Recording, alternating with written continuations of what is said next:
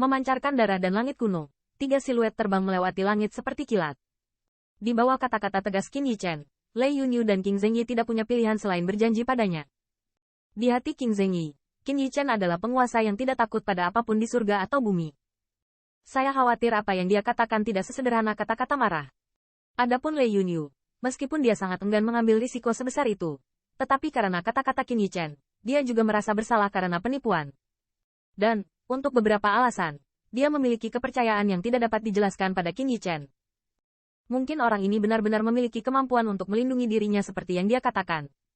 Dengan 3 orang berpacu dengan kecepatan penuh, segera beberapa suara pertempuran terdengar dari depan. Tempat ini telah memasuki kedalaman hutan yang putus asa. Di tempat-tempat ini, itu bukan lagi binatang iblis suci biasa, tetapi binatang iblis raksasa.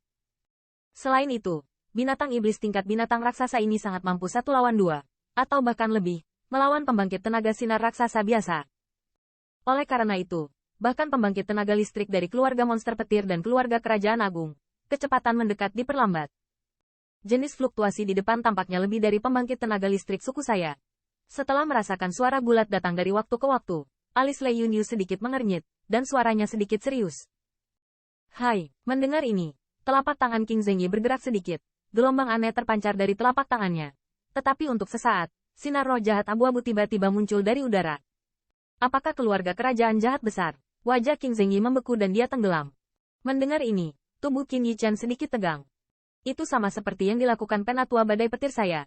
Mereka seharusnya menemukan satu sama lain. Lei Yun bergumam pelan, dan ada ekspresi muram di wajah cantik itu. Lagi pula tidak ada di sini. Jangan terburu-buru, Qin Yichen sedikit mengangguk, tidak terburu-buru untuk mengejar, tetapi berkata. Qin Yichen juga tahu bahwa jika dia mengejar saat ini, mungkin orang-orang di keluarga Kekaisaran Agung akan mati-matian menembak diri mereka sendiri. Untuk menghindari masalah ini, kecepatan ketiga orang itu juga mulai sedikit melambat.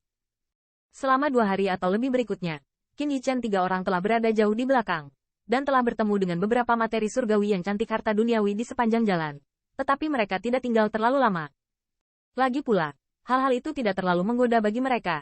Dan yang lebih penting, mereka juga khawatir akan ada binatang iblis yang kuat untuk menjaga harta duniawi materi surgawi ini. 10.000 setelah Anda bertemu dengan penjaga binatang iblis dari tingkat raksasa, setelah pertempuran pecah, sangat mungkin untuk membiarkan orang-orang itu di depan memperhatikan. Dengan kecepatan sedang, 5 hari telah berlalu. Menurut lokasi bayangan ilusi, seharusnya tidak jauh dari zona inti hutan mematikan. Memalingkan muka, Qin Yichen tidak bisa tidak mengagumi luasnya area hutan putus asa. Rentang yang begitu luas. Bahkan beberapa balapan puncak, sedikit lebih buruk.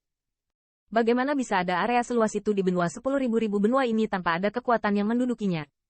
Saat mereka masuk lebih dalam, Qin Yichen mereka bahkan melihat mayat beberapa pembangkit tenaga listrik raksasa.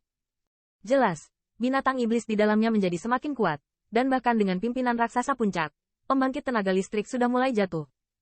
Tidak heran jika keluarga Wei Diao belum bisa mendapatkan harta karun yang tercatat dalam waktu yang lama.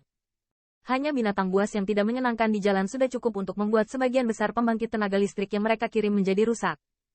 Qin Yichen 3 orang sangat menyadari bahwa momentum pertempuran yang datang di depan semakin kuat, dan bahkan mereka yang jauh dari beberapa ratus li. Mereka dapat dengan jelas merasakan akibatnya yang sengit. Melihat momentum ini, mungkin 2 batch pertama dari pembangkit tenaga raksasa-raksasa telah menemui banyak masalah, dan bahkan pembangkit tenaga raksasa-raksasa Peak sudah mulai berusaha keras.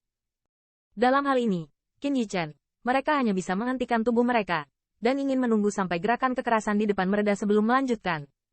Apa? Dengan penantian seperti itu, mata Qin Yichen berkilat, matanya tiba-tiba melihat ke kejauhan, dan dia melihat gunung yang sepi di kejauhan.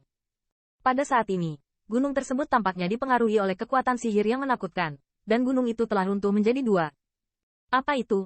Mata Qin Yichen sedikit membeku, dan saat berikutnya, tubuhnya bergerak, terbang langsung menuju gunung. Ketika Lei Yunyu dan Qing Zhengyi melihat ini, mereka juga bergerak dan mengikuti di belakang mereka. Saat dia semakin dekat, Qin Yichen dapat melihat bahwa di bawah gunung yang runtuh, sebuah tubuh besar tersembunyi, dan ada banyak darah yang menyilaukan di puncaknya. Sepertinya ada perang besar di sini. Mata Qing Zhengyi menyipit sejenak, dan tidak sulit untuk melihat bahwa bagian tubuh terlihat dari bawah, dan binatang iblis itu jelas merupakan kehadiran yang sangat kuat. Qing Senior, tolong pindahkan gunung ini. Qin Yichen menatap tubuh yang menunjukkan bagian kulit, perlahan membuka mulut dan berkata. Mendengar kata-kata Qin Yichen, Qing Zhengyi tidak menolak, telapak tangannya bergerak sedikit, dan True Origin yang agung bersiul. mengangkat sebongkah batu dan memindahkannya ke samping. Itu hanya usaha sesaat, dan binatang iblis sekitar 200 zang atau lebih muncul di depan mereka. Tubuh Demon Beast ini ditutupi dengan noda darah, dan hampir tidak mungkin untuk melihat penampilan aslinya. Jelas, itu dibunuh oleh banyak pembangkit tenaga listrik raksasa. Namun, yang membuat King Zengyi agak terkejut adalah tanduk hitam panjang tumbuh di kepala Demon Beast. Meski tubuhnya sudah tidak bisa dikenali lagi, tanduk panjang hitam itu tidak rusak sama sekali. Apa binatang iblis ini? Bahkan pengalaman King Zengyi, sulit untuk melihat tubuhnya dari binatang iblis yang tubuhnya dihancurkan. Piton beracun tanduk hitam. Qin Yichan sedikit tersenyum, berkata, Piton beracun tanduk hitam? Binatang iblis ini bisa tumbuh ke puncak suci? Tanda seru. Mendengar ini, wajah cantik Lei Yunyu sedikit memadat, dan bertanya dengan luar biasa. Piton racun tanduk hitam adalah binatang iblis yang sangat beracun. Banyak ras telah dicatat, tetapi tampaknya belum pernah ada yang menemukan piton racun tanduk hitam yang telah dipromosikan ke tingkat suci. Karena jika mereka memiliki kemampuan untuk menembus ke tingkat suci, tanduk panjang di kepala mereka akan berubah menjadi putih dan menjadi naga banjir tanduk putih. Namun, di depan tubuh, binatang iblis ini memang ular sanca berbisa tanduk hitam, dan itu masih merupakan keberadaan raksasa-raksasa. Ada sesuatu yang aneh di dalamnya. Qin Yichan melihat sekeliling, wajahnya sedikit bermartabat. Pada saat ini, dia tidak bisa tidak bertanya-tanya mengapa binatang iblis di hutan yang putus asa begitu kuat,